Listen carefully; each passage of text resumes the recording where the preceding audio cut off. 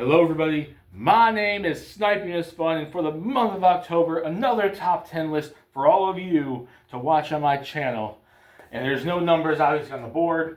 I'm doing it a little bit differently than the last couple where I write them down because I have pictures.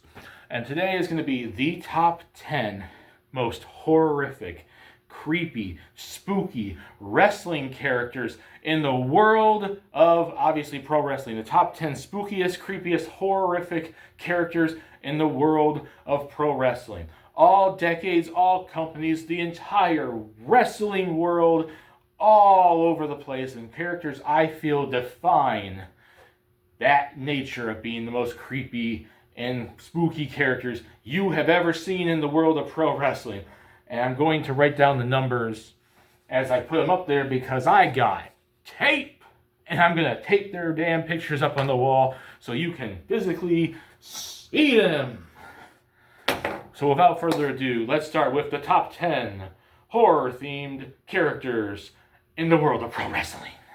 And number 10 goes to a legend who, while he wasn't this character for the longest time, his impact on the wrestling world with this character and how creepy he was with this character defined way more than enough. And I feel definitely deserves at least to make the top 10 barely. And that goes to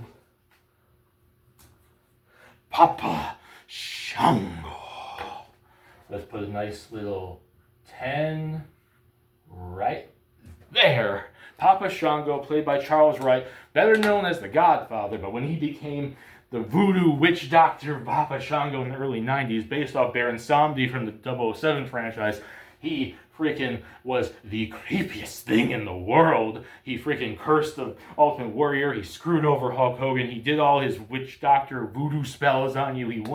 He was just super, super creepy. And enough to at least scare the little kids at the time during the New Generation era. Hell, it was the New Generation era, early 90s. And while that might not be his most well-known character, he made a big enough impact on that character that people still remember him to this day. And they still include him in video games, so he gets double royalty checks. So, yeah, Baron Samedi, the voodoo witch doctor. Why I say Baron Samedi? I'm so into 007 right now. Papa Shango. Papa Shango. So that said, yes, number 10 on this list. And number 9 is going to go to technically one single character, but technically his faction. He was with 2, so it technically is about 3, though it's mostly about him. And I do think he has made a big impact on the company. He started in the independent scene in the territories, made his way to WWF, showed up in practically every single wrestling company since then, and hell, he's still going to this day. Let it go to Gangrel, aka also with Edge and Christian if you want to just count the whole brood. And then that's going to go with I keep writing it forward. Number 9, Gangrel, the group of vampires, which, hell, if you really know what the name Gangrel means, it means a group of vampires.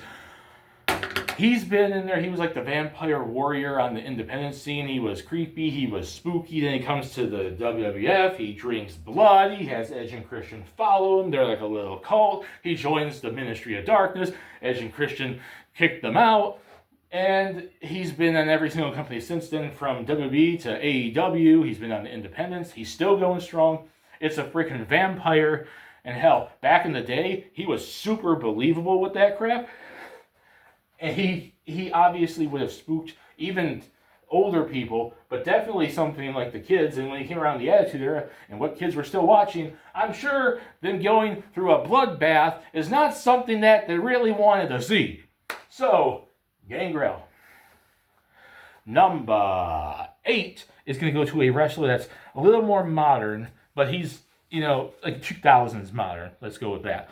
And I do think, even though he was compared to another wrestler on this list that's going to be coming up later, he definitely, 2 wrestlers actually, he definitely made a name for himself, and I definitely think, in terms of legends in the business, He definitely has made a name for himself. And in terms of horror characters and the crap he's pulled, yeah, he is definitely worthy of being on this list. And that goes to the Monster Abyss. Abyss was such a great character in TNA. It was essentially take Mankind, take Kane, fuse them together. He feuded with Jeff Hardy. He feuded with practically every single wrestler, and he feuded with Mick Foley when he came to TNA. He was this monster. He came out. He looked intimidating. He had dominating moves. He had dominating storylines. He just looked like an absolute monster, and he would destroy opponents with ease. Abyss was creepy as hell, and definitely was one of the darker characters that TNA did during that time frame, during the earlier years. That was super believable and easily creepy. And number 7, I'm going with a manager. In my opinion, one of the top managers, and when I put him on this list, there's another manager that came up to mind as well. He kind of hit the honorable mentions list. But this guy, just for his longevity, the different companies he's been in, I definitely would say he stands the test of time. Hell, he's also connected to Abyss. You should know who that is by now. And I'm going with the Sinister Minister, a.k.a. Father James Mitchell.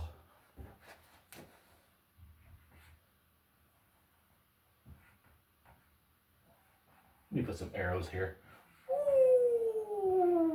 so you can see what's going on.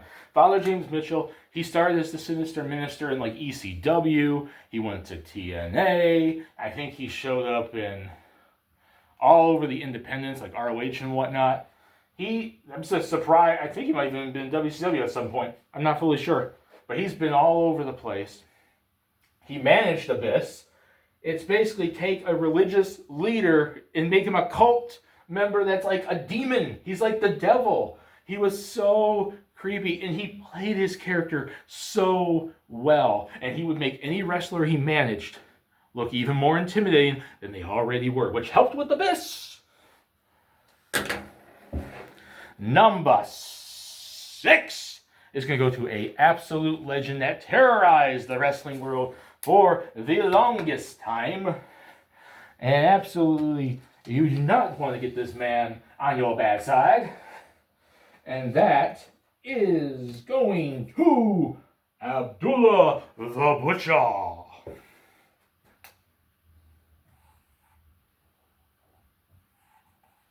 He traveled the world. He wrestled in Japan. He wrestled in the States. He wrestled on the independents. He showed up in practically WCW and every single mainstream wrestling thing. He would hit you with the fork. He'd get you with the weapons. He'd bust you open. It would be hardcore wrestling to the extreme. He was a monster. Anywhere he went, he caused chaos. Abdullah the Butcher is an absolute monster, and you did not want to be across the ring from him because he would have destroyed you. And we're finally in the top 5. And number 5 is going to go to a dual character. But it's played by the same person. But both of them pretty much had enough horror elements to them to the point where they were spooky and creepy enough, despite the fact that they weren't really super spooky and creepy, but they had their elements to be so. And that's going to go to Mick Foley as Mankind and Cactus Jack. Mankind was more of like the horror movie character.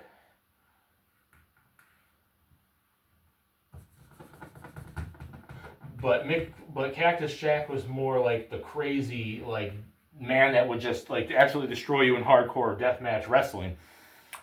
Mick Foley knew how to be creepy. He knew how to be intense. He had elements to do that, and especially when he became the WWF and became Mankind. The earlier rendition of Mankind, specifically talking about where he wore like the brown like suit and was managed by Paul Bearer and went after the Undertaker and whatnot. He was a mental asylum person, basically. He would absolutely strangle you with that mandible claw.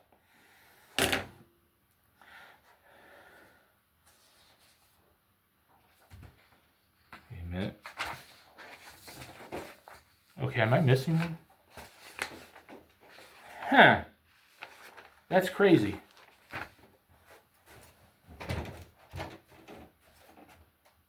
I guess not. Maybe it didn't print. Okay, well, we're going to have a little detour here where I'm just going to write a person's name because the picture, I didn't realize it, did not print, apparently. So, sorry to this legend to not see a picture on the wall, but what the hell? Let's do this. For the wrestler I feel to be one of the creepiest, spookiest wrestlers of all time, this was an international wrestler that, in my opinion, definitely earned his name and definitely earned his place on this list. And that goes to the Great Muta, who, while not specifically being a horror character, he was always creepy enough and spooky enough, especially back in the day with the face paint look, where he would green mist you, red mist you. He just had like this nature about him. And when he came to the States and wrestled like in WCW, and then showed up elsewhere in the independent scene, and even later on when Keiji Muto had like the mask design in his later years before he retired, he always just looked like a monster. He looked like a dragon, like a demon kind of a thing. And he always had like this creepy nature about him where you did not know what he was going to do next. So, sorry, Muta, please do not break down my door and miss me that I don't somehow lost your picture. But there you are, you're the one. See, this makes you original. You're there, but your name alone. The mysteriousness of the Great Muta. Okay, we're in the top 3, and where did the picture fall down? I don't know. Great Muta, I apologize. So, number 3 is going to go to a somewhat dual version character, just like Mick Foley. And I think even in his short time in the world of wrestling, he made a way big enough impact to be on this list. And it is definitely deserving to be on this list. Bray Wyatt, also when he was the Fiend.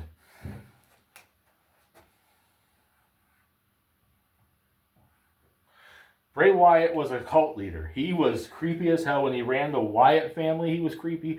All the different renditions of his character were creepy. Then he puts on a freaking mask and becomes a horror movie villain, and he's even more creepy. And for his short-lived time in his career, rest in peace to him, he made a real big impact in the world of pro wrestling. And I would definitely say, in terms of what he was capable of, and his costume designs, and his presence, and his character, he would have spooked out somebody. Because it's just like this weird eeriness when sometimes you heard him do promos, when you seen, like especially when he became the horror movie Fiend character, especially the version that was after this where it was all burnt up. Bray Wyatt is probably one of the creepiest characters, and for him to be this high up on the list, and for such a short-lived career of his own, that's saying something. Could you imagine if he had longer time to do what he was doing? And we're going to number 2, and this guy is a legend. I cannot cut him off this list. He is definitely deserving of being on this list, and he's a monster. His longevity for what he's done it's gotta be Kane. Kane, the big red machine, the monster, every single different version of him practically, but the 2 primary ones that really desperately got him on this list is debut Kane, where he looked like freaking Jason Voorhees. He was a movie monster villain. It was a monster creature from a horror movie. And then when he first unmasked and he became a complete monster psychopath and set Jim Ross on fire.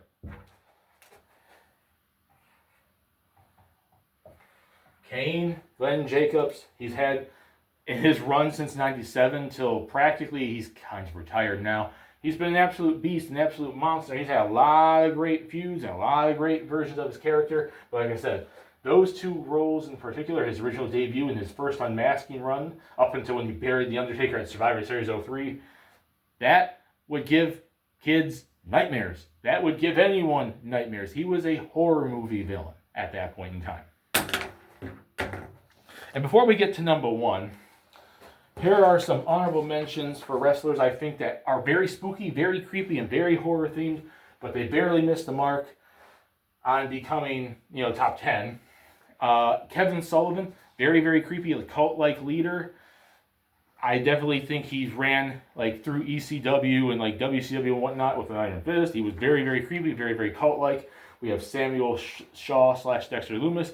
He's still relevant now as Dexter Lumis in WWE, but his run in Samuel Shaw as TNA was very creepy.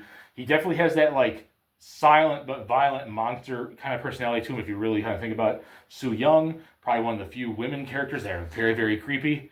Got Chainsaw Charlie. Terry Funk was the hardcore. Well, his Chainsaw Charlie gimmick with him coming out with a mask and having a chainsaw, creepy enough to at least be an honorable mention. Kishin Liger. Jushin Liger is awesome. Obviously not a horror character, but when he got the Kishin Liger and the mask came off and he was all monstrous, it was epic. The only problem is it's so short-lived and he hardly ever did it, so yeah, honorable mention.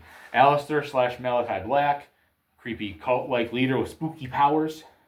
Bo Nakano, monster from Japan, she would terrorize you. Waylon Mercy, definitely a cult-like leader, and hell, he inspired the Bray Wyatt character. The Great Kabuki, another crazy monstrous character from Japan. The Los Psycho Circus, freaking with Killer Clown and Psycho Clown from Mexico. That was spooky, and if you don't like clowns, that was very creepy. Vampiro, because another vampire-like character, and he's a legend. Jake the Snake Roberts would always creep you out with the way he did his promos. The Boogeyman, Eat the Worms, creepy monstrous character, definitely would freak out some people. And let's go back to the clown thing with Doink the Clown, because nobody really likes clowns, and clowns can be very, very creepy.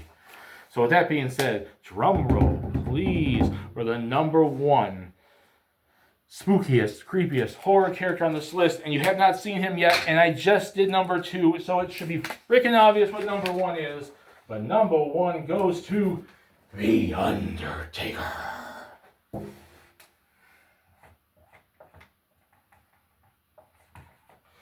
What can I say? It's The Undertaker. When Mark Calloway became The Undertaker in 1990, he became one of the absolute monstrous horror-like characters ever. He came in as an undead man. He'd bury you. He'd destroy you. He became a monster. The Ministry of Darkness. Then he became a biker. Then he got buried alive. He came back from the dead. He became The Undertaker and just terrorized 4 different decades. It's The Undertaker. Obviously, in my opinion, he is, and for a lot of people out there, he is the number 1 wrestler character that is horror, spooky, creepy themed in the world of pro wrestling. And that's my list. Hope you guys liked it. Stay tuned for more videos out there. Put in the comment section what you guys think. What horror characters from wrestling do you think are the top 10? Spooky season. See you all later.